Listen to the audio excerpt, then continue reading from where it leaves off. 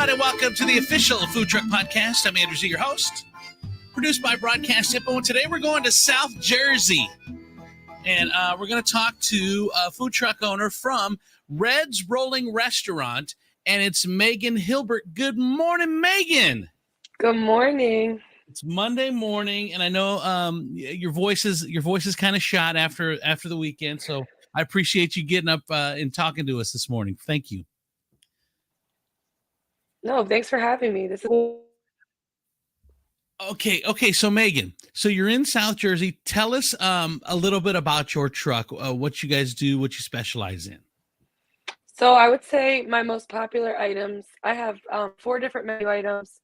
I have paninis, nachos, and my nachos, they sell out. I have and barbecue pork, cheese. Real quick, Megan, is we were perfect, and then all of a sudden, as soon as we started, then it went, your signal went kind of goofy on us.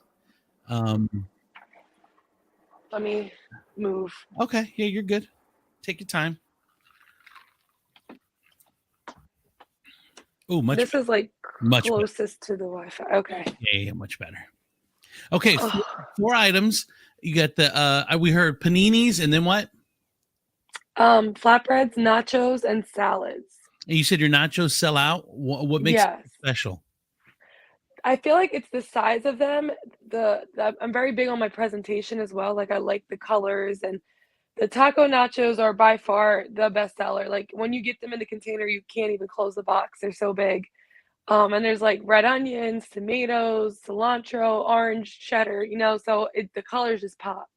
It's funny you say that, Megan, and this is the first time this topic's going to come up. But for me, being a fat guy, I know that I don't mind paying for food. Like I don't mind paying, you're going to go to a food truck, you're going to pay a little more because you're getting the experience. I don't mind that if it's a lot of food. Now, there's times where I'll pay $15, $16, $17 for something, and it comes in one of those little boats.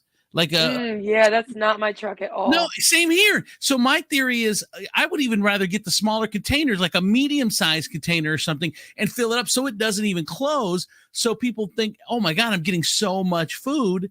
And then they don't mind paying more for that. But there are a lot of food trucks that are a bit underwhelming as far as size, I think. I mean, of course, you're paying for taste and quality as well. But I'm under the same theory that you are. Give them a good amount of food that they go, wow. You want them to go, wow, whoa. Exactly. And some people are like, well, I don't want them to share with other people because then it it makes them not buy another thing. But I'm like, I don't believe that. Mm-hmm. Like in my 4 years, I've been savoring the same portion sizes, and I've always had people order multiple things. You bring up a great point again, because I know I've only been doing this one season, but I do know that I maybe 1 or 2 occasions in the thousands of meals that I've served where they're like, oh, we're just going to, 2 people come up to the window, only order one thing, and then walk away like they're going to split it. That never happens. Usually what they do is they'll get one thing and maybe they'll get another thing. They're going to split them both or something. But yeah. I'm with you. I've never really had that. It's never been an issue. Yeah. So what food do you do? It's called Queso Kitchen. And so basically everything has queso on it. But we do your nachos, and we do your burgers, and we do burritos, but we also do Phillies, and we do fries, and I think burgers. So I just put queso on everything, and it gives me some flexibility. Hello. Yeah, can you hear me?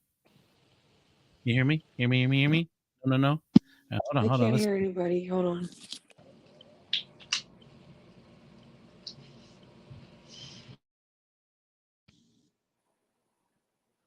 Is that better, Megan? Yes, that works.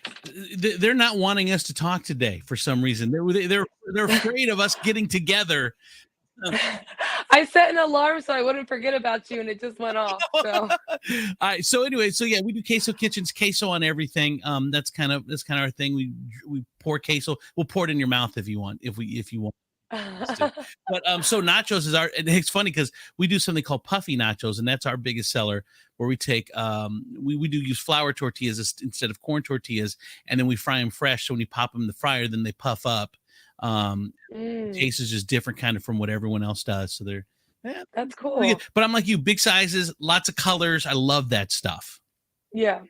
Okay, so now I read that you're a college grad and then you started this food truck, or you were a college grad and you started this food truck. So take us back to, what is your culinary experience? Um,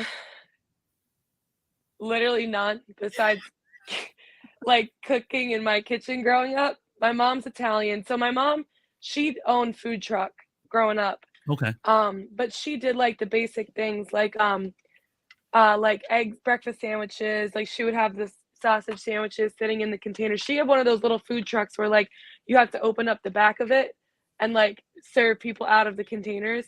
Like it's the old school, like they used to call them roach coaches, or they just Yeah, gonna have a little bit where of she would go around the business parks and do yeah, them.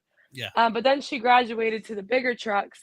Um, and when I was growing up, and I get it now having my own truck, but when I was growing up, she would come home and like not want to cook dinner because obviously she's been cooking all day. So me and my siblings would get in the kitchen and cook dinner. And I personally love to eat. Like I am a big food person. Mhm. Um, Literally, I guess I'm a fat man at heart. And I feel like I was just sick of going out to restaurants and being disappointed. Like, I don't want to say I'm bougie, but like Mhm. when I go out, I expect to get something worth paying for. Right. And when I go out and I eat some of the food, like it's unseasoned, it's just not impressive. And I can't stand it. Like, I went out the other night and got like this chicken Alfredo from a bar. Maybe I shouldn't have got it from a bar, but I literally was so disappointed. It was like the frozen those pre-grilled chicken breasts, Oh they cut God, it up. Yeah, it was those are the horrible. worst. Oh my god, and then I was just like, I Like have to go like out to these. like that Tyson fajita already cut up strip Yes, chicken crap. Oh yes, that's God. literally what it looked like, and I was like, "Damn, like, I have to go to a nice, fancy, expensive restaurant in order to get any quality anymore." You Well, know? I'm sorry, I didn't mean to cut you off. I'm sorry, but the seasoning thing drives me crazy. It's like, why don't you season your stuff? Like, I don't understand. It all tastes like the old school cafeteria, like my grandma used to go to, because they can't season stuff because old people go there, or like an old country buffet or something like that. Yes. Yeah, I know, but the good food is like that. Like, I use so much seasoning. Like, I tell people, you can almost never over season something, unless you're using like a whole bottle. Now, it's not the same for like sugar or salt, because that Yeah, can yeah. ruin it. But as far as seasonings, you almost can't ruin anything. But everyone wants to under season, and I'd rather over season, or season amazingly. Same. I actually don't even use salt on my truck. I Mhm. use adobo. Mhm. That's Ooh. as salty as you need to go for me. Like I don't, but it's funny that you say that for the old people because I went to a diner the other day and I ordered sides of vegetables. They were so trash. And I looked at the lady and like I don't like to send stuff back, but if I'm paying for it, I will. Right. And because I've been in the restaurant industry my whole life. So I was like, I get it. So I said I was like, I'm sorry, these literally have no flavor. She's like, yeah, we have to do it for the old people. Well, and I think that's like their theory is you can season it yourself at the table, but I'm like, no, I want my stuff to come to me. I'm paying you to cook it. I don't want to have to dink around with it. It's ridiculous. Exactly. Okay, so you're going to college. At what point did you say that, you know what, hey, I'm doing this food truck thing, as opposed to, what was your major? I had two, public relations and the communication studies and a minor in advertising. Okay, so none of that has anything to do with culinary or food trucks. So No. at what point were you like, I'm going to give this thing a try? So I graduated, and before I was graduated, I got a job as a general manager of a brand new tequila bar that was on campus. So I like helped open the restaurant. I hired everybody, trained everybody. Literally, we figured out how the restaurant was going to run. I was 22 while I was doing this, and I just felt like I was being overlooked as in a like a leadership role Mhm. there, and I felt like I knew we weren't ready to open, but they were getting pressure from the landlords to open the restaurant.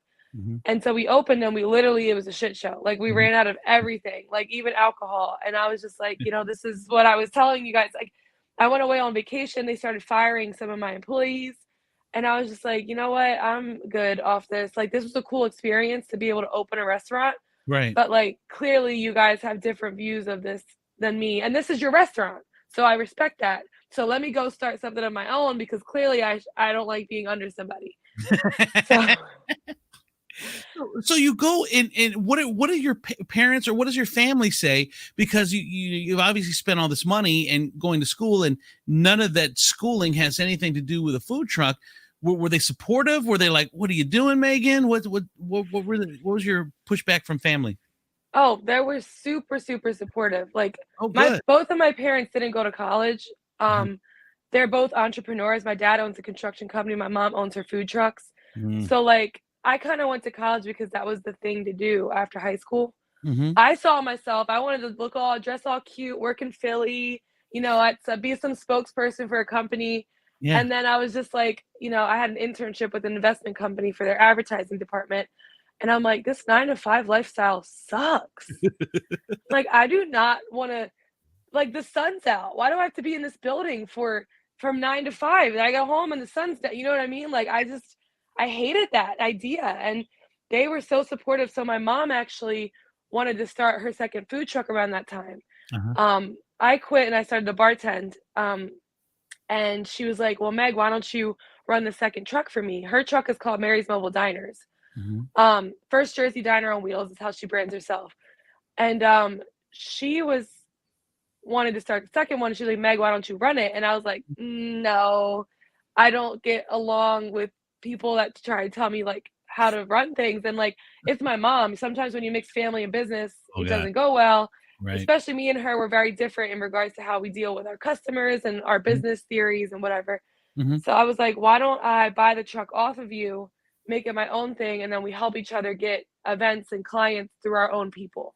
Mm-hmm. So they gave me the opportunity to start the second truck pretty much, and I was paying them back as I was making the money, Mm-hmm. which was cool because you're getting a loan from your parents. Yeah. But I was able to pay that off in about a year and a half to 2 years. That's awesome, Meg. Well, and that's a huge benefit for, like, I know people are like, I want to get started, but I don't have the money, but that's a big benefit. I mean, the cool thing is you still paid it, you paid it back. You didn't take it from your parents, but Yeah. it's a huge benefit to be able to do it in payments, which I was fortunate to be able to do too as well, because I didn't have the capital to get started. And I had a guy bless me with, like, he's like, you can do this. His was just sitting there. And I'm like, well, can I make payments on it? I said, can I lease it from you? He goes, why don't you just buy it from me? He goes, just pay me back in 2 years and pay me as I go. I'm like, that's amazing. So I got an amazing start like you did from your parents. Otherwise, I don't know how I would have gotten started. Yeah. Yeah. So, okay. So it must be a lot easier to be from entrepreneurial parents to go out on your own. Like you said, you were so supportive. That's got to be, Oh my God. do Hold you not on. hear me? Oh shoot. That's probably me, Megan.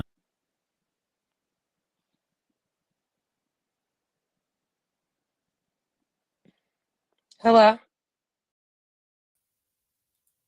Hello. There you go. My alarm went off again. I just turned it off. I'm so Oh, okay, sorry. okay. Okay, that's okay. It must be easier than from with having entrepreneurial parents that are used to doing things on their own to be able to support you, and it wasn't scary for them to have their daughter do this because that's how they did things. Yeah, and to be honest, like when I moved out and went to college at 18, I never came home. Like I've always been super independent. Mhm. I always had a job. Like I never asked them for money. So like they weren't worried about me in regards to whatever I chose to do with my future. Like I was gonna be okay. Um, so another thing was bouncing off of the first truck, I just bought my second truck. Um, and I bought it this past January completely straight up cash. Wow. And, you were talking about like other people thinking about starting one, where do they get the capital and whatnot? I had angel investors reaching out to me saying, hey, like, we want to help you grow your business. Like, what can we do for you? So in the back of my head, I was like, oh, you know what? If I get these angel investors to buy the truck for me, I know I'm going to be able to pay them back within a year or two Right. with Because the you amount of money that we make, on the trucks. And I was like, but I don't know if they're gonna go for it because they're gonna want their return. And if I pay it back that quick, it's not even gonna matter for them. So then I was thinking, do I even want payments to somebody? Like if I can buy this thing straight out cash and maybe struggle for a little bit because I bought it in the wintertime and in Jersey the winters are horrible. same here. So yeah, so I was like, I it was a big decision because it was like most of my savings. but I was like, it's going to benefit me in the end. If I have to take this L right now, a year or two from now, I'm going to be thriving with 2 trucks. Mm. So it was a hard decision mentally, but like once I did it, and I've been taking the second truck out now, getting it adjusted before the busy season starts. Um, I'm proud. I'm happy with my decision. Meg, how talking about 2 trucks, I mean, obviously when it comes to food truck, it's you. Like it's me. You're out there. People are coming to see you and your food. How do you do quality control? How do you watch employees? How do watch the monies and do all that stuff when you have 2 trucks? And of course you can't be at both. So like, how are you going to manage all that? So I, excuse me. Mm-hmm. So I met a girl who was a line cook. She went to culinary school. She was my friend's friend. And because I was looking for somebody to run my first truck for me when I had vacations to go on, weddings to go to, stuff like that I needed the truck to keep going because I promised these people the truck. Right. So, you know, it's a lot, like, being able to, like, mentally give up control of your business to somebody else. Like, I brought her on the truck, I trained her, so she could watch how I would like things plated because 'cause I'm very particular with how I want it even plated. I know Mm-hmm. it's a food truck, but, like, if you're just gonna throw the panini in the box, it's not gonna look good to the customer. Right. Like, and I also tell them to remember the pricing. Like, these people are paying for $15 nachos. Like, Mm-hmm. make it look like it's worth $15. You know what I Yeah. mean? Like, it's all about like what you would want to receive on the other end of as a customer. And like, I feel like all of my people that are helping me are young. They're Two of them are younger than me. One of them's 20, the other one's 23.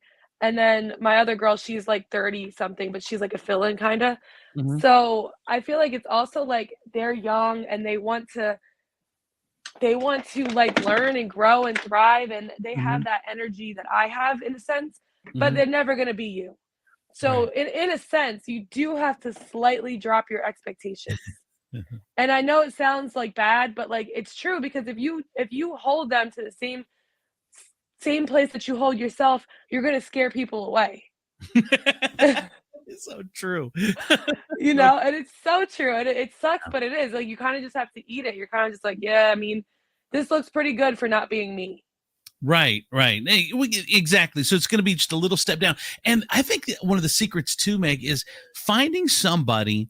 You need one person that's just a step below you. That Yes. you got to pay that person well. You got to figure out how to keep them working in the off season so you don't lose them for next season. But like you said, you found this girl who's a friend and you trust. Like everyone, you need that one person to be successful. If you're doing it all yourself, you'll kill yourself, because there was a point Facts. where I haven't found really that person. And but you're going in the morning, you're going to the store, you're going to maybe 2 or 3 stores, you're going to get the propane, you're going to get the gas, you're getting the event an hour and a half early, you're cooking the food, you're done, you're doing the cleanup, and you're doing all that stuff. That 4-hour event or 3-hour event turns into an 8 or 9 hour day, and it's a physical day. You get home, you're like, man, you don't even know that you worked that hard because you're just Yes. doing it. And then in the next day is even worse. You're like, oh, so if you can find that right hand person to take some of that off of you, because it's really hard to do on your own, but it's hard to find that one person. When you do, though, I'm guessing you never want to let them go. So, it's funny that you say that because Maddie was my first person, Uh-huh. but I found personally it's bad to depend on just one person. Mm. It's not good because she has her own life. She has her own job. Like, she just got another job. She works weekdays. Uh-huh. For me, like, food truck is gig work. I can't promise you a certain amount of hours a day. So Mhm. I want people that are hustlers that are willing to work part times to, have a job that's going to support them. But then if they want to make extra money with me, they can. And like, luckily, I found girls that are down for that type of environment and like lifestyle. It's so interesting. I think that's a difference in generational too, because I'm thinking I need that one person that I need to just make sure that they're happy. And you're like, no, you need 3 or 4 people and then if they can look at it as gigs, as they're door dashing, then they're working for you here and they're doing all these other things. That's okay with you. Because hey, as long as you're available when I need you and you go do whatever you want to do, then I'm not having to fund your lifestyle solely. Exactly, and it also Mm, puts less pressure on them because yeah. they realize that, like, they don't have to, if they wanna call out, they have 2 other girls they can hit up and be like, "Hey, can you cover this shift?" Hmm. I also feel like Interesting. everybody, like, all the girls that I do have with me, they eventually wanna do something. Like, well, the one girl wants to eventually start a meal prep company or, like, do salad dressings, and my other girl wants to, like, start maybe her own food truck one day, and the older woman, her kids have worked on my truck with me since they were 13 years old, like, and it's so amazing. I just had a 14-year-old, like, help me on the truck yesterday at an event. He asked me to help. It's so interesting the opportunities that this food truck has given other people, not just me. That's so cool. I have a guy around here, and he has a food truck, and he has a couple 14-year-old neighborhood kids. And I have my kids in the truck who are 14, 15, and they can do it as well, as a regular worker. And I Yep. think people like to see that, and they're okay with seeing 14 or 15-year-old helping, because they like seeing these young people having some value as opposed to sitting on their phone in their room and doing whatever. So people like to see that. Yeah, that's exactly what the kid said to me yesterday. He was like, "Man, if I didn't work with you, I would have been bored playing video games all weekend." Yeah, exactly. And Wow. it All right. gives them a people skill that you don't even. And it's so lacking in kids this age nowadays, because you spend so much time on your phone and in your room and doing whatever. You don't get a chance to see all these people. That's the great thing about food trucks, is you love being at different places every day, and you can go where the action's happening. Like, you can be at a festival, and you're actually making money, you're talking to people, and you're still at you're still getting the festival vibe or whatever. Yeah. It's so cool. I was talking to a couple guys that own restaurants and food trucks, and about how in a restaurant sometimes you can feel helpless when it's dead, and you're like, oh God, I don't know. It's sucking the soul out of you, because you're sitting there in a dead restaurant, to where with a food truck you're going to where people are. So it's a smaller amount of time. You're going to be busy, and it's just such a different vibe. Yeah, no, for sure, and I have 2 things in regards to that. So, this last January, I opened up a little kitchenette in an office building with my mom. It was Mm-hmm. in the middle of the pandemic, everyone was working from home. It Mm-hmm. was literally killing my soul to sit in that building. Like, I Uh, closed after 3 months, not yeah. even looking back. I was like, "Forget this place, I'm not doing it." And then the second thing was I had a man come up to my truck the other day. I do the prisons in Jersey. He was Uh-huh. like a doctor there or something. And he came up to me and he was like, "You know what? You're doing this food truck thing all wrong. You need to go sit somewhere permanently so people know where to find you. Like, you need to go sit at the colleges." And I looked at this man like, "I have wheels, sir. If I wanted a sit down restaurant, I would have sat somewhere and had a brick and Right. mortar. You need to Exactly. go where the money is. That's why you can drive the truck." Yes. And if you're at the same place all the time, which there are some trucks that do that, you take them for granted, to where if you're showing up at that, like, there's a spot here where trucks hang out, and I'll go there like once every couple weeks, because I want them to miss me. I don't want to be there every day and then take me for granted and just driving by, and where they want them to be like, oh, they're here. I don't know when they're going to be here again. I'm going to pull up Yeah, and get some of their food. I don't want to be at the same exactly. place all the time. Yeah. Wow. All right. So Megan, so your big seller is your nachos. What makes them different? Or in going in, what'd you say? Like, why do people want my nachos over somebody else's? What am I going to do different? So I would say it's the options. The options and the flavor. Like my truck, the regular menu I have at any event is 20 Mhm. plus items, but it's all the same base meat. So I have like a slow roasted chicken, a slow roasted pork, and then Mhm. cheesesteak. That's all the meat I have on the truck. Mhm. I haven't switched my menu up like really too much in the 4 years I've been in business. And I think that that's important for food trucks because like people want to know what to expect from you Mhm. and then maybe also have like a special feature that's different. But Mhm. like my menu's so big that people can come up to the truck and be like, "Oh, like I tried this one, now I want to try this." Or "I really like that one, I'm going to stick with that?" And I feel like my nachos are so different is because of one, the size of them. Mhm. Um the flavors, like my buffalo chicken is I love that one, and then, like, the taco nachos, it's just so fresh, it's not really like the queso cheese, it's more shredded cheddar, Mhm. um, and the barbecue pork is just garlicky, but also sweet Memphis barbecue with red onions in it, so it gives it a little of the like the crunch from the onion. So I don't know. I guess I would have to ask the customers more because it's funny because so I never like tested my menu out. Mhm. Like the first time I ever cooked on my truck or tested my menu out was at my first event. Wow. I know. Maybe not the smartest way to go about it. However, I didn't have the money to buy a bunch of inventory to cook for free for my friends and me. Yeah. I didn't have that money, and, you know, I had confidence in what I some of my knowledge of food, and I put the menu together, I was like, "This sounds like it's gonna be good," and then when I, like, got on the truck and start you know, my first event, I was getting good feedback, I had some critiques about I was using, garlic salt on the panini bread to, like, flavor it instead of Uh-huh. powder, Uh-huh. because I felt like it was a little bland, but then the garlic salt made it a little too salty, so then I Uh-huh. just made the switch the next event, but, like, literally, that was my first time with the menu, and it hasn't changed since because people love it. Wow. Do you ever get bored? No. I mean, I personally get bored because 'cause I'm on the truck all the day, so I don't wanna eat the same food. Oh Like, my God. I don't really eat my food anymore, like, Can't. I'm over I it. can't. I can't.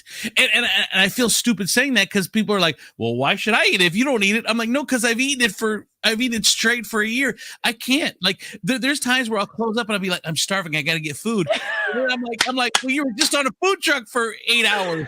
I can't, Literally. I My can't. boyfriend's like, "Why didn't you eat at work?" I said, "Because I am over it. I'm hungry. Feed me something else." So true. Like, that's why I love when you're at events with other trucks and you guys swap Oh my foods. God, the best. Oh my god, for Best. real. I know it's great when because I don't know if you, but for us code, like we never pay and then we never charge. So Yeah, anyone yeah. from the other trucks comes over and I know my favorites. I'm like, oh my God, I'm gonna be at this event with these trucks. I can't wait to see them and this and this and this and Yeah, it is definitely a cool environment. Like, if you have the right mentality in the food truck world, like, your other food trucks are your friends, not your enemies. Like, Mm, we all serve different things. Like, I'm not worried about you. Like, mhm. you shouldn't be worried about me. That's my opinion on it. I agree, mate. And you know what? I have found that everyone is very supportive as well. And I've also found even if there's two taco trucks, those guys even get along. I found, and those are direct competitors, and they still get along. It's such a welcoming I don't know, industry or whatever. Everyone seems to get along, and they're helpful. Like if you have a question, you can reach out to any food truck guy, and they'll answer the question if they can answer. They have no problem doing it. Everyone is just so helpful. It's such a great vibe for a business. There really is, like you said, there's no competitive edge. And I think it's maybe because there's enough for everyone. There's enough money Yes. there's enough customers out there for everyone. So you don't have to worry about it. And sometimes you want other trucks next to you because, like, you don't want your wait time to be crazy long. Like, you want them to be able to have the option to go somewhere else if your line is crazy. Well, and the other thing too is, it seems like everywhere I've seen where they have like those food truck parks, all that does is bring more people out. So for here, it's like the new car dealership mentality. All the new car dealerships are all in one spot. I think because everyone knows if you drive the customers to that spot, everyone's going to get their own piece. You don't have they're not really competitors. You like the vibe of 3 or 4 trucks maybe being at the same spot and then bring more people in. It's enough for Yeah. everyone. Do you ever think that there's a point where it could become oversaturated? I know in this market, we're in Toledo, Ohio. There are a lot of trucks coming online. It's just exploding. Do you think that there is an oversaturation point, or is that not possible?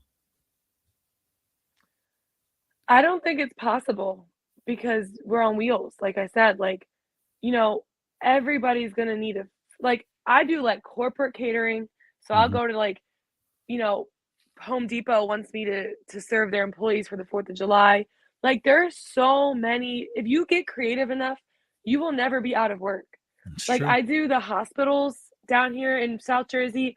I do the Rowan College. Like, I played field hockey there, so I have, like, a connect with the athletic department. So I Hmm. run their snack stand and bring the food truck. Like, I don't know, I do private birthday parties. I feel like, 1, if your food is good quality, Yeah. you will always be in demand.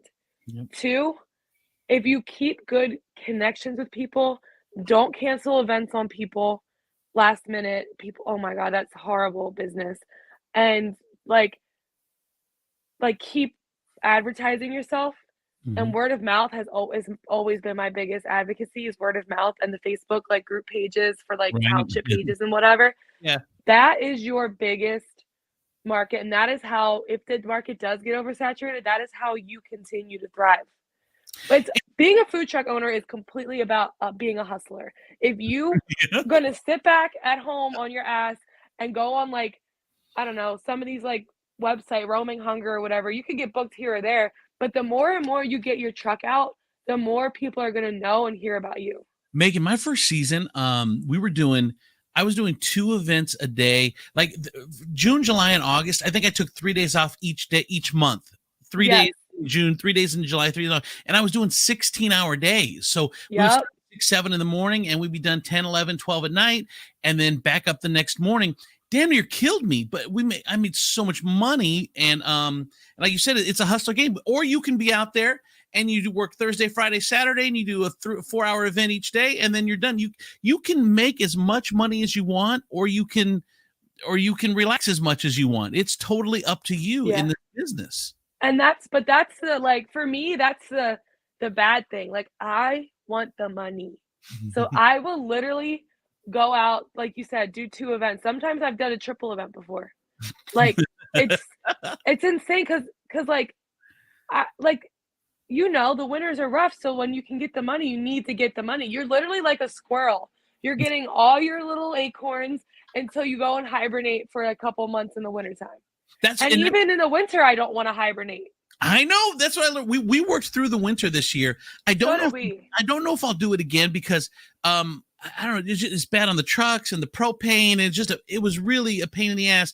And you do a couple hundred, $300 or $400. I don't know if it was worth it. Yeah. I don't know if I'll do another winter. But what I have learned is that my credit card processing machine, I have a savings spot. So I think I take a certain amount where I don't see it. So if you don't see it, then you don't worry about it. And then I'm hoping that we can put enough in there through the busy season where we can take, maybe January and February off or whatever. But Wow, that's cool. What processor do you use? Square, Same, I didn't know they had that. yeah, it's interesting because you can do 2 or 3 different ones. So you could do like you could do 6% of your sales to, let's say, just savings, 6% to repairs, unexpected repairs. You can put them in different categories. And it takes such a small percentage that you don't even see it. Like for instance, so Square offered us a $13,000 loan like 2 months ago because our sales had been so good. So we took the loan, and in 2 months now we've paid back 40% of it already. And I haven't even seen it gone because they take it at every event.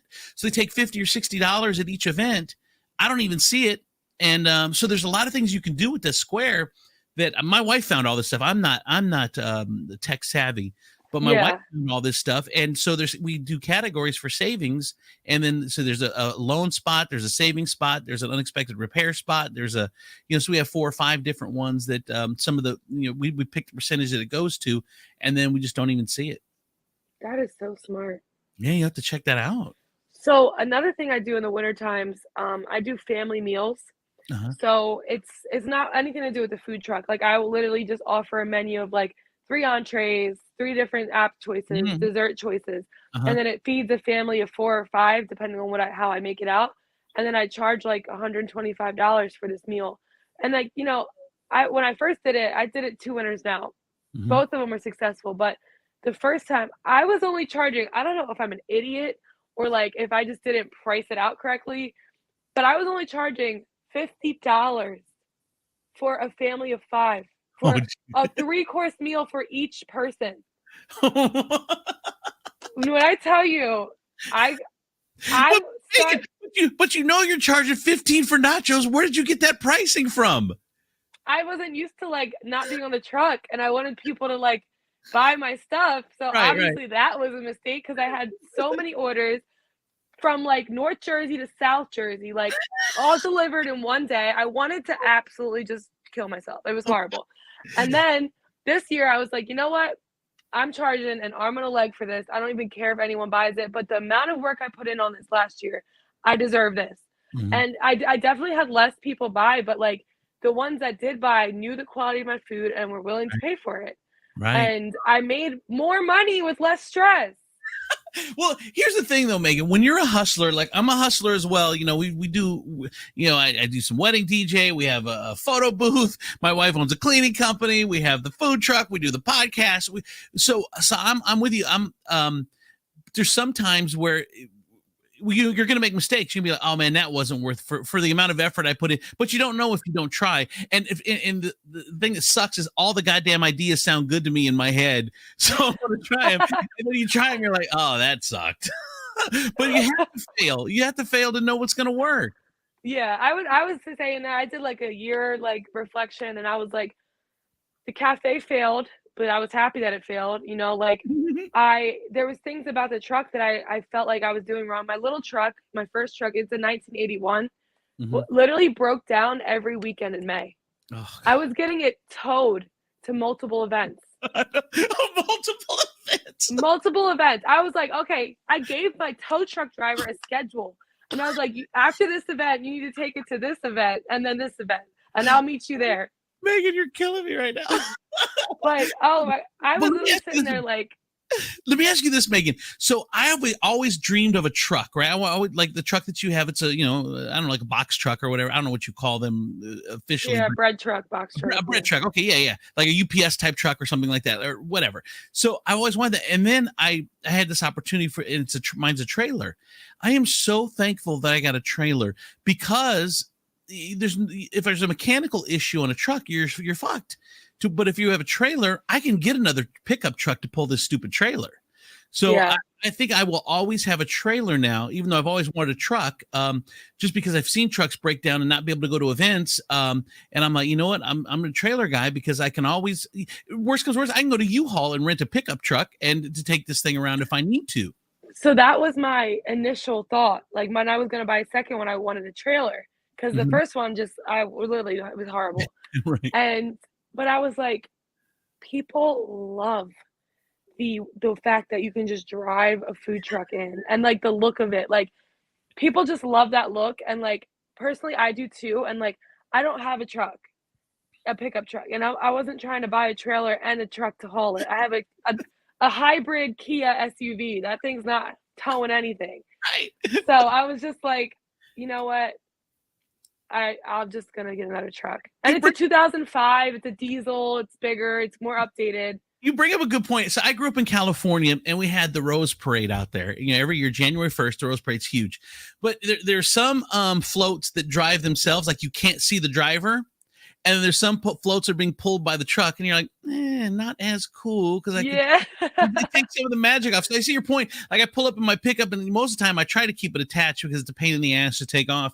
But now you got the food truck there, and that's like the Disneyland of it. And then but you're being pulled by like a Ford F-150. You're like, I get your point. Yeah, but I mean, I would definitely have done it because of the way my truck broke down. You're probably gonna win right now with that aspect of it. I got you.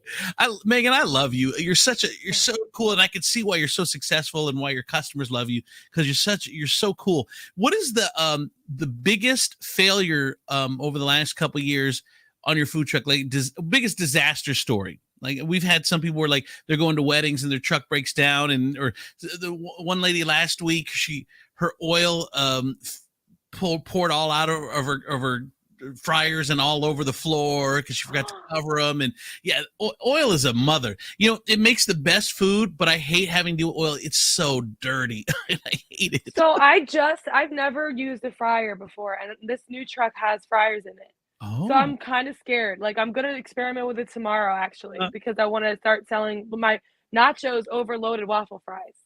Oh. Yeah, so I want to have that option, but I have so many failures that I could tell you. I'm going to just tell you the most recent one. Okay. Because it literally happened 4 days ago. Before you do it, Megan, I love your honesty. And, there's nothing wrong. I've failed so many times. And my failures are usually public because people know who I am. So, but you know what? I just got to keep going. And they say you have to be successful one more time than you fail. And if you're not out there failing, then you're not gonna find that thing. So it's nothing wrong with failing. Although we've we've demonized it here in society. It seems like nowadays, oh, failure. Yeah, I failed so many goddamn times. It's not even funny. I get it. So, but I'm okay with it. I own my failures, and I think you have to, and you have to not be afraid to fail, because I don't think you're going to be able to find your purpose until you failed. I 100% agree with that. Like, you're not going to learn what works, what doesn't, what you can do better. Like, even like learning from other people's failures, like I tell all the chefs that are training with me, I tell them how I messed up so that they don't mess up. Mm-hmm. Yep. But there's a lot of different categories of failures. I'm gonna do this too. The Okay. first one just happened a couple days ago. So my old truck, the person who made the serving door that opens up on the side, Mm-hmm. they never like put a latch on it or anything. Like it like you could put a lock on it if you want, Mm-hmm. but like the girls kept losing the key, so we would have to literally cut the locks off the door. So I was like, you know what, we're gonna tie it with like a string. And that's what we've been doing for literally 3 years, tying it with a string that I cut off of an apron. Okay, this is probably my fault. So then so it's a late night. I just got done an event and I was like cleaning up the kitchen and everything. And I thought in my head, make sure you tie the string. And then I thought that thought was actually done. So then I back out and I'm driving down the road to go home, and I make a left-hand turn, and it's dark outside, and my serving door apparently swung open and I didn't know. And I'm driving, I hit a telephone pole with the door that's open. It literally crumbled the serving door like a napkin. Like, it looked like a crunched up napkin. And I got out and I looked at the truck. My boyfriend was behind me with this truck. And I look at the thing and I'm like, and usually these type of things I would cry about on scene. But I was just like, I was so like used Tired? to stuff happening and tired that I was just like, well, it happened. What am I going to do about it? There's some days where like 9 things go wrong and you're just so defeated. You're like, meh, what's one more? Yeah, literally. Oh my God. I was just like, great. So then I just got done paying for the new wrap for the truck, which was like 34 grand. I mean, I'm sorry, 3,400. Yeah. For the new truck. And then all I had left to buy was like, was stocking that for that new truck. Now I have a $1,300 door to put on. And I'm like, the thing about food trucks, nothing that goes wrong doesn't cost you money. It's always money. Always. And it's not small amounts either. It's 600, no. 100, it's 1,000. It's, oh my God. Then finding the right people to fix that is also a problem. It's so hard. I have good people, thankfully, now, but I had to like find them. Like, I'm having an electrical issue, and those are the worst, because there's only a certain amount of people that can do that stuff, and they got to find it. And oh God, I hear you. There was one time where because I have the window, and then I have the braces that kind of hold in place, but you pull those down, you pull the window down. So I had them in place, and I couldn't find the pin that goes in the bar to hold it in place. But it's never come. The bar has never come out. I mean, it sits in there pretty good. The pin's just like a backup. So I'm serving one day, and it was just super windy, and my whole window, the bar gives out, my whole window just slams down on the back of this lady's head who's trying to order. Oh my God! Worst. Oh my God! That's so scary. Well, the fact that I should use an apron tie to tie that damn bar in place. So the thing that also like set it off was that the door, like, I haven't used the big truck yet. My small truck I've been running. Mm-hmm. The door breaks before. Now I have glass slides to open the window, so technically I could still drive it because of the glass in there. Right. But I had a Fox 29 reporter, the news reporter, coming to see my truck the next day, and I had 6 events lined up. And this happens the day before all that. So I have a news report. I'll send you the link after this with Fox 29 that if you look closely, there's no serving door because it ripped off. Oh God. Oh, Megan, I love you. Now, would you give it up? Would you give it up? Or looking back, I mean, I love it. I'm so blessed that I found this I don't know, occupation, business, whatever you call it. Are you glad? I am, because it gives you the freedom to do whatever the hell you want, Yep. you Agree. know, and like you get out as much as you're willing to put in, I feel. I And agree. then the one other thing that the one like failure that I had, and I think this comes from me being so young, Uh-huh. was that I didn't go to school for business. I didn't go to school for accounting, like none of that. So like all that stuff in regards to running a business was foreign to me. And I never knew about sales tax. Oh God, yeah. Yeah, oh God, and that you had to pay quarterly. So when I started the first year, I wasn't paying sales tax all year, and for some reason, my accountant didn't tell me about it, and all of a sudden, the year ends, and he's like, "Oh, you owe," you know, what was it, like, I don't even remember, it was c so Yeah. long ago, but probably, like, 5 grand in sales tax for Uh-huh. 4 quarters, and I sat on my apartment floor, and I was like, "What the hell?" Because I was young, I was Yeah. making money, so, you know, I was going out and spending it, traveling, Right. and then all of a sudden I'm smacked with this $5,000 sales tax bill, and I'm like, "The hell is sales tax?" So then I was like, "Oh my god, why didn't anybody tell me this?" You know, and it's just been such a learning process, and now I pay quarterly, make sure, like, that comes first, like, I have all that in order, but, you know, no one teaches you that. I Yeah. was 22 years old. Megan, I'll tell you something.